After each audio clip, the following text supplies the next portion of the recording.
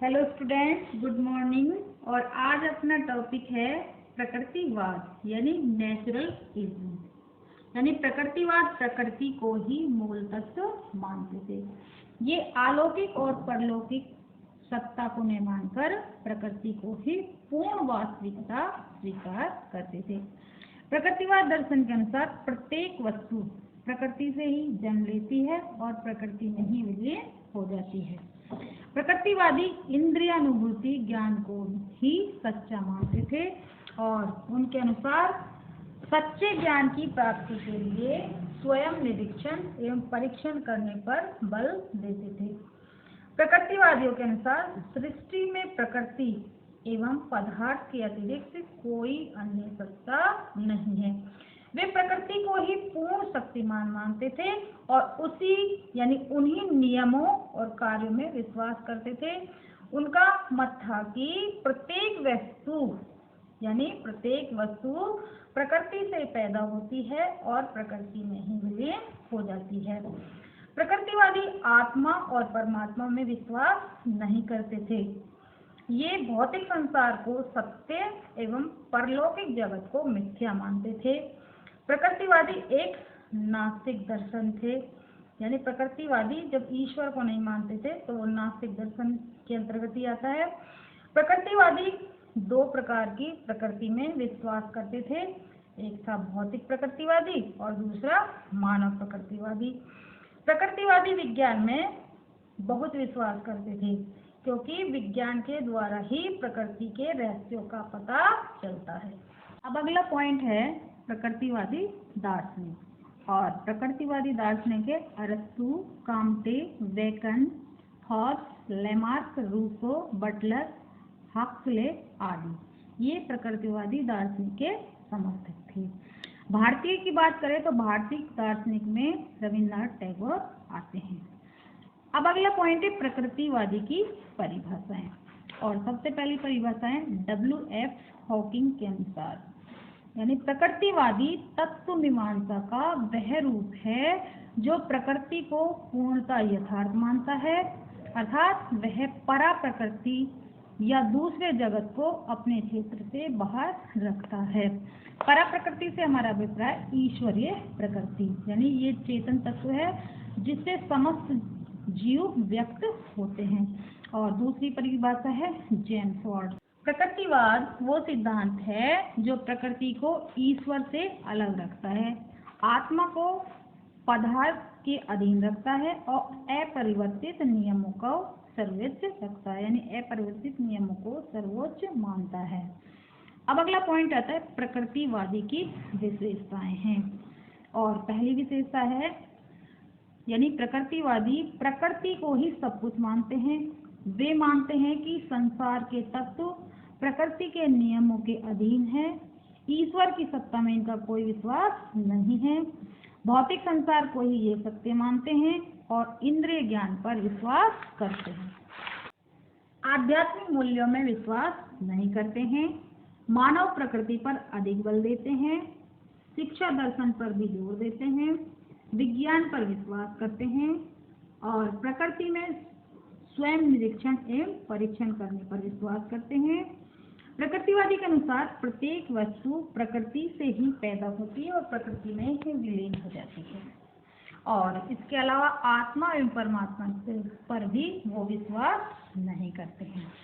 और अगला पॉइंट आता है अपना प्रकृति के उद्देश्य, और वो भी शिक्षा के क्षेत्र में। यानी शिक्षा के क्षेत्र में प्रकृति के क्या उद्देश्य है, प्रकृतिवाद के क्या उद्देश्य है।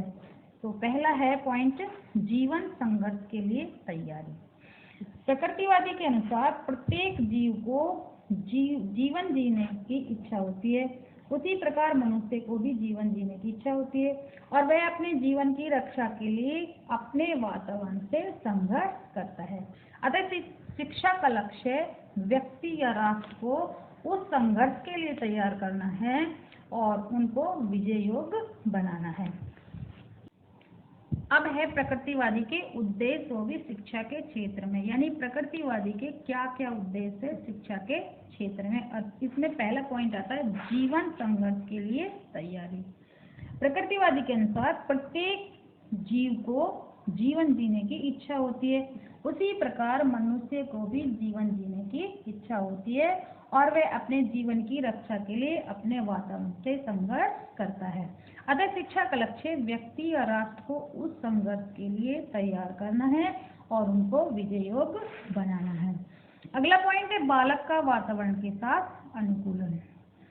प्रकृतिवादी के अनुसार बालकों को ऐसी शिक्षा देनी चाहिए कि बालक अपने आप को वातावरण के अनुकूल बना सके। इसके लिए बालक को शारीरिक एवं मानसिक रूप से स्वस्थ होना भी अति आवश्यक है। अतः प्रकृतिवादी शिक्षा का उद्देश्य बालक को इस योग्य बनाना है कि वे अपने वातावरण एवं परिस्थितियों के साथ अनुकूलन कर सके। अगला पॉइंट है पूर्ण जीवन की तैयारी। प्रकृतिवादी मानते हैं कि बालक के शिक्षा का उद्देश्य उसकी पूर्ण जीवन की तैयारी होना चाहिए। पूर्ण जीवन के अंतर्गत आता है आत्मरक्षा, वंश वृद्धि एवं शिशु रक्षा, सामाजिक एवं राजनीतिक कार्य और अवकाश के समय के कार्यों को सफलता पूर्वक प्रयोग में लाना है। अगला पॉइंट है व्यक्तित्व का स्वतंत्रता से विकास करना, यानी शिक्षा के उद्देश्य का निर्माण करते समय वैज्ञानिक दृष्टिकोण और प्रकृतिवादी दर्शन को अपनाते हुए बताया है कि शिक्षा का उद्देश्य व्यक्तित्व का अनियंत्रित विकास करना है। अतः शिक्षा का उद्देश्य व्यक्ति का स्वतंत्र विकास करना है। जो शिक्षा प्रत्येक बालक में अपना निजी व्यक्तित्व विकसित करती है वस्तुतः वही प्रकृति के अनुसार शिक्षा होती है। और अगला पॉइंट आता है प्रकृतिवादी और शिक्षण विधियां। प्रकृतिवादी के अनुसार शिक्षण विधियां यानी प्रकृतिवादी उन प्राचीन शिक्षण विधियों का विरोध करता है जिनमें बालक को उसकी प्रकृति के अनुकूल स्वभावानुसार स्वक्रिया व खेल के माध्यम से शिक्षा न दी जाए। रूसो ने भी कहा है कि छात्र को मौखिक पाठ मत पढ़ाओ बल्कि उसे अपने अनुभव से सीखने दो। हर्बर्ट ने भी कहा है कि शिक्षण विधियां रुचिकर एवं मनोरंजक चाहिए। शिक्षण विधि में कुछ सूत्रों यानी शिक्षण सूत्र का प्रयोग भी होना चाहिए, जैसे सरल से जटिल की ओर, ज्ञात से अज्ञात की ओर, मूर्त से अमूर्त की ओर, अनिश्चित से निश्चित की ओर और प्रत्यक्ष से अप्रत्यक्ष की ओर और अनुभव से तर्क की ओर। ये शिक्षा के शिक्षण सूत्र हैं। प्रकृतिवाद में अनेक शिक्षण विधियों का प्रयोग किया गया है, जैसे ह्यूरिस्टिक विधि, डाल्टन विधि, प्रत्यक्ष विधि, निरीक्षण विधि तथा खेल विधि। ह्यूरिस्टिक विधि यानी कि इसे अन्य नामों से भी जानते हैं, जैसे अन्वेषण विधि है, अनुसंधान विधि है और खोज विधि है। इसके जनक हेनरिक आर्मस्ट्रॉन्ग है और ह्यूरिस्टिक का अर्थ होता है मैं स्वयं खोज करता हूँ। इस विधि का आधार आगमनी विधि होता है तथा बालक स्वयं तथ्यों का अवलोकन करता है, अध्ययन करता है, परीक्षण करता है, उसके बाद ही वो निष्कर्ष पर पहुंचता है। और डाल्टन विधि यह शिक्षा का एक कॉन्सेप्ट होता है, संप्रत्यय होता है, जो कि 8 से 12 वर्ष के बालकों के लिए एक नई शिक्षा योजना है। अब आता है इसके अलावा प्रकृतिवादी इस बात पर जोर देते थे कि बालक की शिक्षा व्याख्यानों द्वारा नहीं होनी चाहिए, यानी लेक्चर विधि से नहीं होनी चाहिए, अपितु जिस वस्तु और विषय का बालक को ज्ञान कराया जाता है उसके संपर्क में बालक को लाकर ज्ञान देना जाए, यानी प्रत्यक्ष रूप में ज्ञान देना चाहिए। किसी भी चीज का अगर ज्ञान देना, मान लो पेन का ही ज्ञान देना है तो उसके समक्ष पेन को प्रस्तुत कर देना चाहिए। इससे बालक सीखने में रुचि लेगा। इसके अलावा नर्सरी, मॉन्टेसरी पद्धति, किंडरगार्टन पद्धति और ह्यूरिस्टिक विधि आदि। और इसके अलावा अगला पॉइंट है अपना प्रकृतिवादी के सिद्धांत। और प्रकृतिवादी के अनुसार विश्व एक प्राकृतिक रचना है, इसमें कर्ता और कारक दोनों ही प्रकृति हैं। प्रकृति पदार्थ मिलकर ही प्रकृति का निर्माण करते हैं और विघटित होकर उनका नाश करते हैं। जगत जो निर्माण करता है या नाश करता है वह प्राकृतिक परिवर्तन कहलाता है। प्रकृतिवादी इस भौतिक जगत को सत्य मानता है। इसके अलावा किसी आध्यात्मिक जगत को सत्य नहीं मानता। प्रकृतिवाद मनुष्य जगत का श्रेष्ठतम पदार्थ है। बुद्धि, तर्क, चिंतन आदि गुणों से विभूषित होने के कारण वह सभी प्राणी में सर्वोपरि है। अब अगला पॉइंट आता है प्रकृतिवाद एवं शिक्षक। प्रकृतिवादी प्रकृति को ही सबसे उत्तम शिक्षक मानते हैं। प्रकृतिवादी शिक्षा में शिक्षक का कोई महत्वपूर्ण स्थान प्राप्त नहीं है। शिक्षा का कार्य केवल ऐसे वातावरण का निर्माण करना है जिसमें बालक स्वयं अपने अनुभव के द्वारा ज्ञान प्राप्त कर सके। प्रकृतिवादी बालक को शिक्षा में किसी प्रकार का हस्तक्षेप का अधिकार शिक्षक को नहीं देते हैं। इनका कहना है कि शिक्षक को बालक के समक्ष अपने आदर्शों को ही नहीं अपने आदर्शों को नहीं थोपना चाहिए। उनके अनुसार बालक के लिए शिक्षक का कार्य प्रकृति करती है। प्रकृति में रहकर ही बालक स्वतंत्रता पूर्वक विकास कर सकता है। बालक अपने अनुभव से ही सीख सकता है। अब अगला पॉइंट है प्रकृतिवादी में बालक बालक की क्या भूमिका है। प्रकृतिवाद बालक में जन्मजात अच्छाई तथा श्रेष्ठता के दर्शन कराता है और उसी का विकास करना चाहता है। बालक में बुराई समाज से आती है, कि प्रकृतिवादी कहते हैं कि बालक में बुराई समाज से आती है क्योंकि समाज अपनी रुचियों, परंपराओं और अंधविश्वासों को भावी पीढ़ी को प्रदान करता है।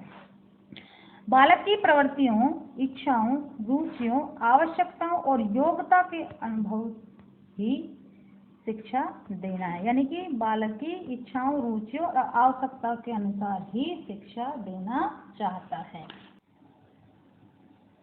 अब है प्रकृतिवादी और विद्यालय। प्रकृतिवादियों के अनुसार विद्यालय कठोर बंधनों वाली संस्था नहीं होकर स्वतंत्र वातावरण प्रदान करने वाली संस्था होनी चाहिए, क्योंकि इनके अनुसार प्रकृति ही वास्तविक विद्यालय है।